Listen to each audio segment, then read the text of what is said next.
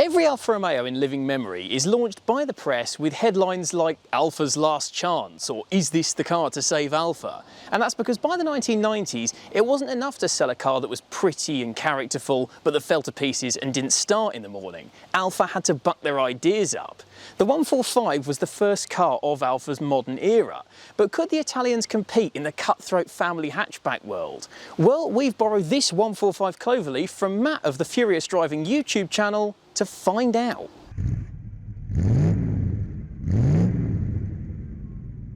But first, our friends at Lancaster Insurance are running monthly giveaways. You can win all sorts, from experience days to tools, restaurant vouchers and tech. So click the link below at the end of the video to enter their latest competition.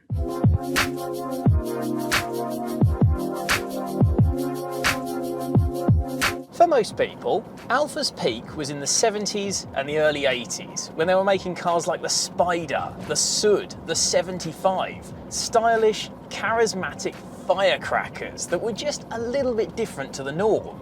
The 33 was another example of that. It wasn't as well made as a Golf, but it was something different. It had that quirky flat 4 engine, and it looked cool. But by the late 80s, early 90s, it was also hilariously outdated, and there was no denying that the quality was pretty dire. So Alfa spent 4 years on Project 930, the replacement for the 33.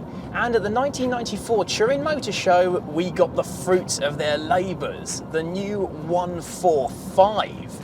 But Alfa had been clever. They'd noticed there was still a demand for hatchback-derived saloons like the Ford Orion, the VW Jetta and the Rover 400. So to maximise appeal, Alfa produced a saloon of the 145 hatch as well in the form of the 146. The idea is that it would appeal to the more traditionalist buyer like the fleet market, for example. But whether in saloon or hatchback guise, the new Alfa made a good first impression.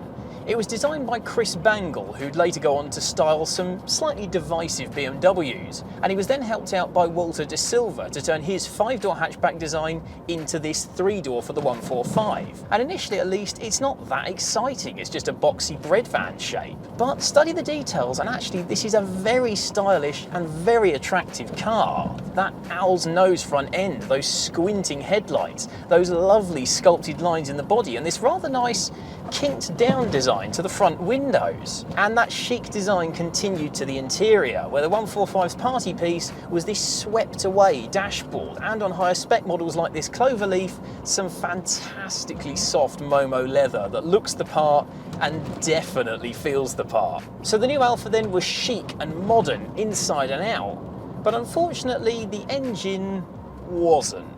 The plan had been to ditch Alfa's flat 4 boxer engine when they killed off the 33 and replace it with a far more conventional inline 4 engine. But Fiat's engine production plant were at full capacity, making engines for Alfa, for Lancia and for Fiat themselves. So the decision was made, initially at least, for the 145 to use those flat 4s from the 33. Now they're characterful, they make a lovely noise, but they weren't exactly modern, didn't really work with this all-new body they were clothed in. But in 1997, the new Alfa finally got the go to match the show in the form of the new 16-valve twin-spark engine. Now there were various capacities available, but this Cloverleaf is the biggest, a 2-litre with 155 horsepower. It's not going to give you much low-down torque, you do have to rev it out, but when you do,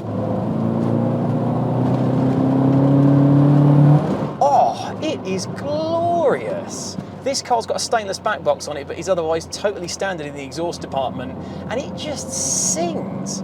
It's revvy, it's eager, pulls all the way to the red line. It feels fantastic. It's a proper Alfa engine, a proper little firecracker. Oh, so smooth, it's fantastic. But the Cloverleaf got more than just this engine to show for its badge. It also got a faster steering rack from the 916 GTV with just 2.2 turns lock to lock. And that brings us on very nicely to the underpinnings of this car. The 145 was built on Fiat's Tipo 2 platform, which was the basis for pretty much every Fiat and Alfa of the period that went down as a great driver's car. As a classic today, this car has got a brilliant CV. So how does it stack up? The steering is lovely, nicely weighted, it's sharp, gives you a great idea of what the front end's doing, but it's not twitchy and nervous. The ride is a little bit firm, if I'm honest. It's a bit jarring, a bit bouncy, but it stays composed. It's not bouncing in between potholes, and you've got a great feel of the road beneath you. Turn it in, oh yes. It's light on its feet. There's quite a lot of body roll, to be honest, but then again, this is a family hatchback, not a supercar. And in typical Italian fashion, you can make up for the body roll by just giving it a bit of right foot. You can have a great amount of fun chucking this car around. It's fantastic. So the 145 was pretty, and it was charismatic and fun to drive, but determined to appeal to a wider audience, Alfa got sensible with it as well. That swept away dash, for example. It actually means you can put the passenger seat further forward, which in turn means you've got more space in the back, not to mention the bigger boot offered by that squared off tail. You could also get a diesel engine, which, as much as the Alfisti might balk at the idea, gave this car a broader appeal to markets like fleet buyers, for example. And determined to combat all those old Alfa Romeo rust jokes, the 145 was galvanised as well, so it would last the years. There was a lot to be said for buying one, and indeed, a lot of people did. Factor the 146 saloon into account, and Alfa sold over 450,000 of these cars, one of their best-selling cars for years. So an all-round success then? Well, not quite. This is still an Alfa after all. Despite their best efforts with the galvanising, these cars do like to rot. Matt tells me he's had pretty much the entire underside of this car welded up in his ownership. That's far from uncommon for 145s. Then there's the reliability. The twin-spark engine is perfectly dependable as long as you keep the oil topped up, but the same can't be said for the electrics. Italian cars do have issues with them, and the 145 was no exception, with the vast majority of cars going back to the dealership during their life for fixes on everything from warning lights to headlights not working and electric windows staying up or down. And that stigma surrounding Alfa's reliability puts some of the more mainstream buyers off. Yes, Alfa sold over 450,000 of these over a 6-year life, and that's quite impressive, until he realised that over a 7-year life, Volkswagen sold 4.8 million Mark III Golfs. And I seriously doubt that extra 4 million came in the additional year, do you?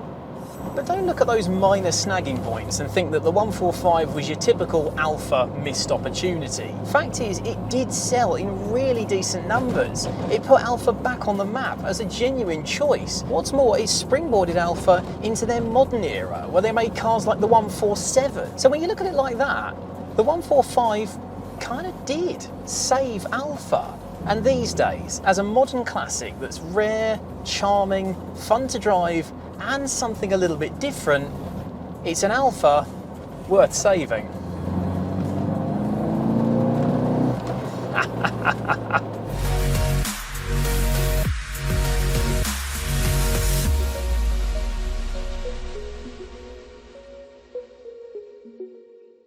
This video is proudly sponsored by Lancaster Insurance. Give them a call on 01480 400 889 for an insurance quote on your classic car. And don't forget to click the link below to enter their latest competition.